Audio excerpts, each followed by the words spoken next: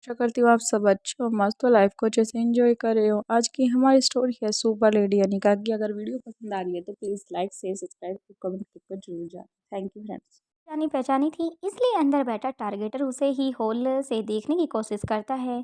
छठी इंद्री को पहचानने के बाद वह दरवाजा खोलता है। दरवाजा खोलते ही भूमिका उसका हाथ पकड़कर खींचते हुए उसे मोड़कर पीछे घुमा देती है और अपनी बंदूक उसके सिर पर रख देती है। और यू आर अंडर अरेस्ट। नकली निपुण मीना अब अर्जुन सिंह और निपुण पर व्यंग्य करते हुए कहता है, जरा मुझे भी देख लेने दो, यह निपुण मीना है या नहीं। इतना कहकर वह अपने ढके हुए चेहरे के साथ निपुण के सामने आ जाता है और टारगेटर को चेहरे को खींच कर देखता है। कई बार ऐसा करने के बाद टारगेटर के मुंह से आह आह की आवाज आती है, अपने दर्द को जताता है। अब अर्जुन सिंह भूमिका की तरफ देखते हुए कहता है, इसके चेहरे पर लगा हुआ मास्क बड़ी ही अच्छी क्वालिटी का है, कितनी कोशिश करने के बाद भी निकल ही नहीं रहा।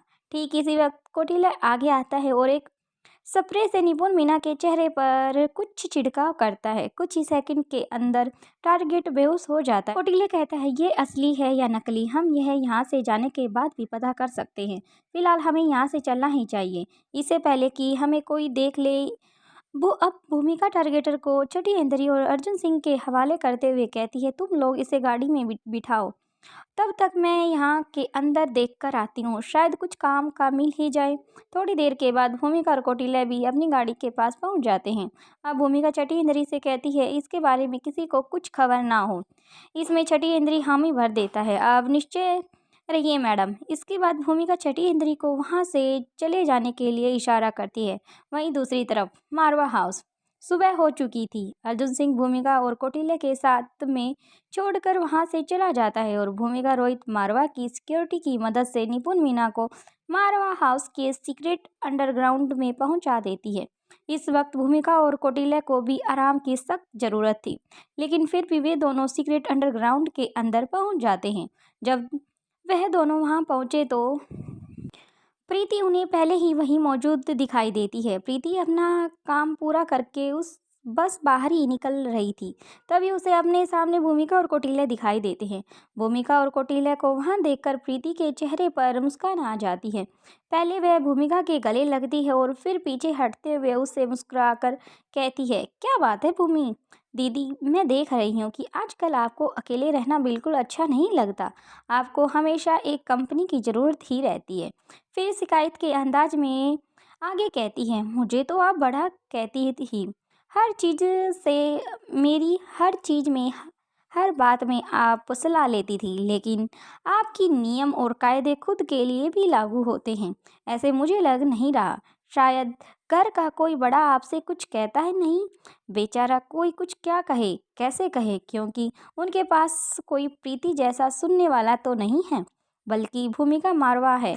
और फिर थोड़ा हक जताते हुए आगे कहती है, चलिए जाने दीजिए, उन बड़ों का काम है, हमें छोटे होकर भी पूरा कर देते हैं। इसलिए अब मैं आपसे कह रही हूँ कि एक अच्छा लड़का देखकर शादी कर लीजिए, अकेलापन अक्सर तनाव की वजह से बनता है। भूमिका से कहती है कि प्लीज़ आप जल्दी से कोई लड़का देखकर शादी कर लीजिए, क्योंकि अकेलापन अक्सर तन्हाई में अक्सर लोगों का दिमाग ज़्यादा स्ट्रेस में चला जाता है और स्ट्रेस हमारे लिए बिल्कुल भी अच्छा नहीं है सेहत के लिए।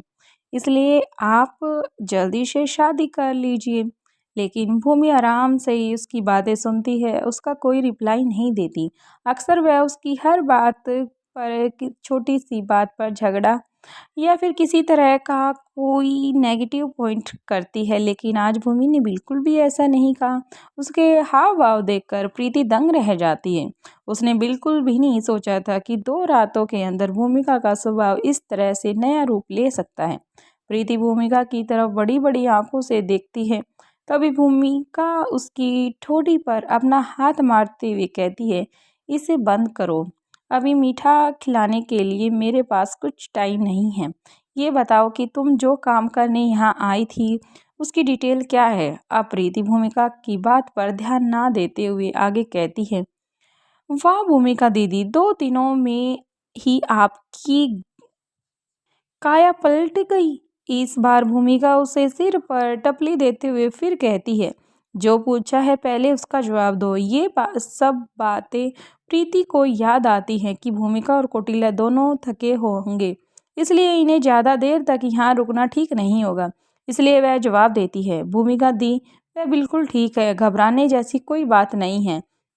मैंने अच्छी तरह चेक कर लिया है, उसे कोई इंटरनल इंजरी नहीं हुई है। अब भूमिका कहती है, अब तुम एक बार उसे भी देख लो, तुम्हारे लिए एक टाइम पास लेकर आई हूँ। ऐसा कहकर भूमिका वहीं खड़े खड़े एक दूसरे कैबिन की तरफ हाथ करती है। अब प्रीति फिर से भूमिका की बात को इग्नोर करते हुए बड़ी ही कूल अंदाज में कहती है, हाँ हाँ मैं उसे भी देख लूँगी, लेकिन पहले आप मुझे इसके बारे में बताइए कि आपको यह मुसीबत कहाँ से मिल गई। आप पिछली 2 रातों से इसी के पीछे दौड़ रही थी। आप मुझसे कह देती, मैं इसे आपके लिए पहले ही पिंजरे में डाल पेश कर देती और आपका काम इतना आसान से हो जाता जितना कभी आपने सोचा ही नहीं था। भूमिका कहती है, अपनी बात और हवाबाजियों को बंद करो। हर बात पर मजाक सोचना का अच्छी बात नहीं होती। तुम नहीं जानती कि तुम किसके और कैसी बात कर रही हो। वह एक काफ़ी खतरनाक चीज़ है। अब प्रीति कहती है, भूमिका दीदी आप नहीं जानती कि मैं क्या चीज़ हूँ। प्रीति को ये तेवर देखकर भूमिका के चेहरे पर मुस्कान आ जाती है और वह प्रीति पर पलट करते हुए कहती है, अच्छी तरह जानती हूँ तुम क्या चीज़ हो। फिर अपनी तरफ हाथ करते कहती है, घर में बड़ी बहन कुंवारी बैठी है और छोटी बहन की सगाई हो गई है। बड़ी बहन को नौकरी करने के लिए घर से बाहर जाना पड़ता है और आपको घर में ही नौकरी मिली हुई है। मेरी भाभी तो तुम्हारी बहन पहले से ही है, अब मेरा भाई भी तुम्हारा भाई हो गया है। भूमिका के बोलने की रफ्तार देखकर प्रीति समझ जाती है कि अब उसकी खैर नहीं है, इसलिए बीच में ही भूमिका को रोकते हुए कहती है, भूमिका दी, वह आपके से दूसरे मरीज के बारे में बता रही थी, कहाँ है वो? वह दूसरे मरीज? अब भूमिका पलट कर कहती है, क्या हुआ, आज का कोटा पूरा हो गया क्या? अब तुम्हें मुझसे और कुछ नहीं कहना?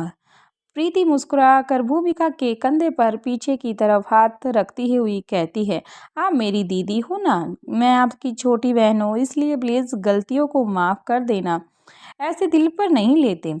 अब भूमिका कहती है, अच्छा अच्छा, छोटी बातें तो बड़ी जैसी करती है।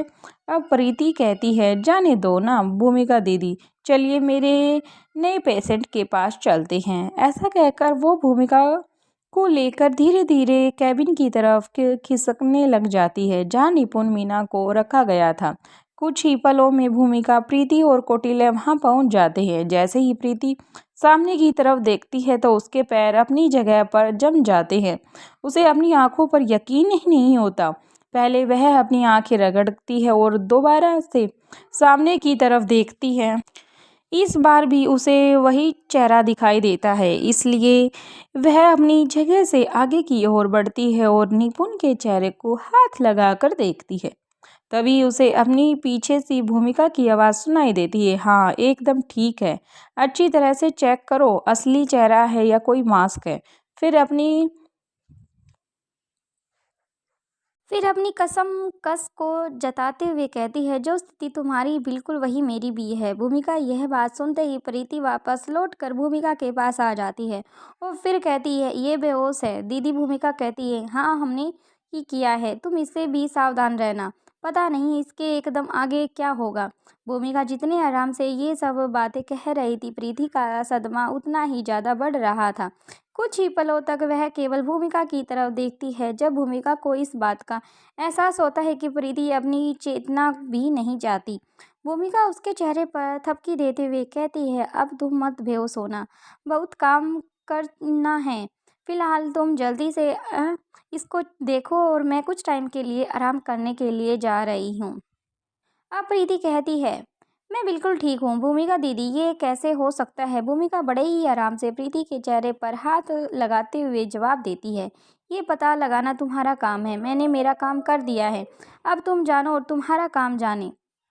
तुम अपना काम कैसे करोगी ये तुम्हें पता है, मुझे बता देना, फिर मेरा काम मेरे तरीके से मैं कर लूँगी। मैं इतना कहकर भूमिका अपनी जगह से पलट जाती है और कौटिल्य का हाथ पकड़ते हुए उसे भी अपने साथ सीक्रेट अंडरग्राउंड से ये कहते हुए बाहर ले जाती है। आजकल मेरे आसपास सिर्फ सवाल हैं, रहस्यमयी सवाल। इससे पहले कि वह एक नया सवाल सामने आकर खड़ा हो जाए, मैं उससे पहले थोड़ी देर से रेस्ट करने के लिए जा रही हूँ। फिलहाल दिन में कई गुड नाइट प्रीति। प्रीति भी सिर्फ उसे रोकने की कोशिश कर रही थी, लेकिन भूमिका इतनी ही देर में वहाँ से गायब हो जाती है। इधर अपने बेडरूम में अनिका को सोते हुए करीब 4 से 5 घंटे बीत चुके थे। तभी उसकी अचानक से नींद टूट जाती है। यह लगभग सुबह के 9 बज चुके थे। वह झट से उठकर बैठ जाती है।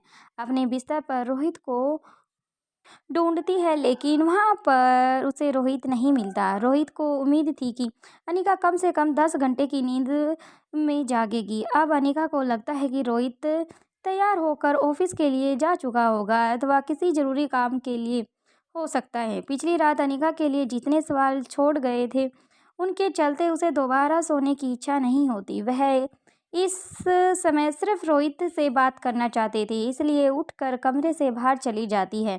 डाइनिंग हॉल में पहुंचने के बाद उसे अपने बच्चों की आवाज़ सुनाई देती है। आयशा और रोहित दोनों ही बच्चों के साथ ब्रेकफास्ट कर रहे थे। अनिका का ध्यान जाता है, अब तक बच्चे अपना ब्रेकफास्ट भी फिनिश कर चुके थे। वे कहीं जाने की तैयारी में दिखाई दे रहे थे। जब अनिका ने ध्यान दिया तो वह समझ जाती है कि आज वे अपने स्कूल जा रहे हैं।